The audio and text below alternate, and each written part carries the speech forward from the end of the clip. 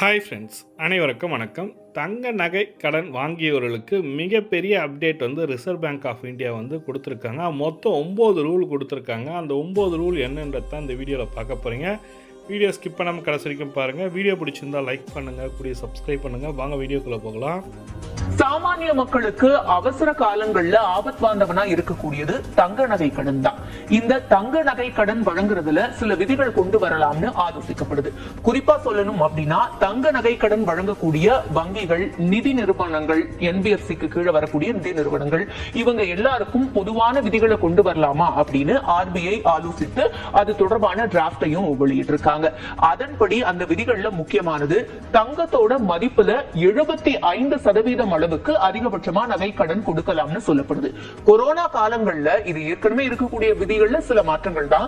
Corona காலங்கள்ல அதை 80% தளர்த்தி இருந்தாங்க. அடுத்ததா பார்த்தோம்னா, உரிமையாளர்கள் நகை தங்களோடதுதான் அப்படின்றதுக்கான ஆதாரத்தை தரத அவசியமாக்கலான்னு கன்சிடர் பண்றாங்க.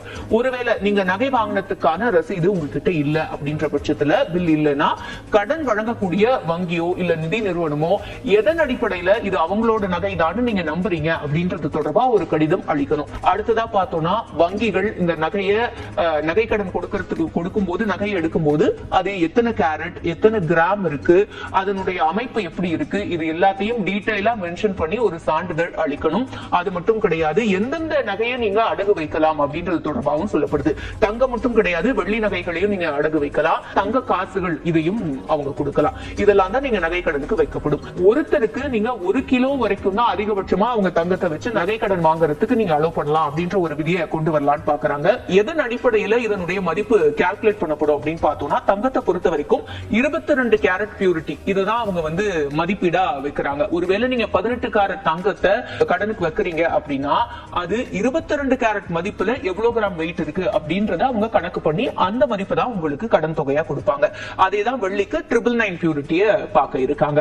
அடுத்து பார்த்தோம் அப்படின்னா, தங்கம் ஏலத்திற்கு வந்தா என்ன நடக்கும் அப்படின்றது தொடர்பா வாடிக்கையாளருக்கு புரிதல் இருக்கணும். அது தொடர்பா ஒரு ஒப்பந்தம் போடணும்னு சொல்லப்படுது. அந்த ஒப்பந்தத்துல நகையோட விவரங்கள் இருக்கும், ஏலம் எப்படி நடக்கும் அப்படின்ற விவரங்கள் இருக்கும், எந்தெந்த சூழல்ல உங்களோட நகை ஏலத்துக்கு போகும், அது மெத்தட் என்ன அப்படின்றது தொடர்பான விவரங்கள் இருக்கும். அடுத்ததா, கடன் செலுத்தப்பட்டு 7 நாட்களுக்குள்ள நகையை திருப்பி தந்துடணும். தாமதமாகக்கூடிய ஒவ்வொரு நாட்களுக்கும் வங்கிக்கோ இல்ல நிதி நிறுவனத்துக்கோ 5000 ரூபாய் அபராதம் விதிக்கப்படணும் அப்படின்றதும் ஒரு ஆலோசனையில இருக்கக்கூடிய நிபந்தனை. இதுல இருக்கக்கூடிய பெரிய சிக்கலா சில நிதி நிறுவனங்கள் குறிப்பிடுறது என்னன்னா, நிறைய நிபந்தனைகள் நீங்க வச்சீங்கன்னா சாமானியர்கள் மீண்டும் கந்துவட்டிக்காரர்களை நோக்கி போக ஆரம்பிச்சிருவாங்க. இது ஒரு எளிமையான முறையா இருக்கிறதுனாலதான் இதை பயன்படுத்துறாங்க. மீண்டும் கந்துவட்டிக்கு இது வழிவகுக்கும் அப்படின்ற ஒரு விமர்சனமும் வைக்கப்படுது.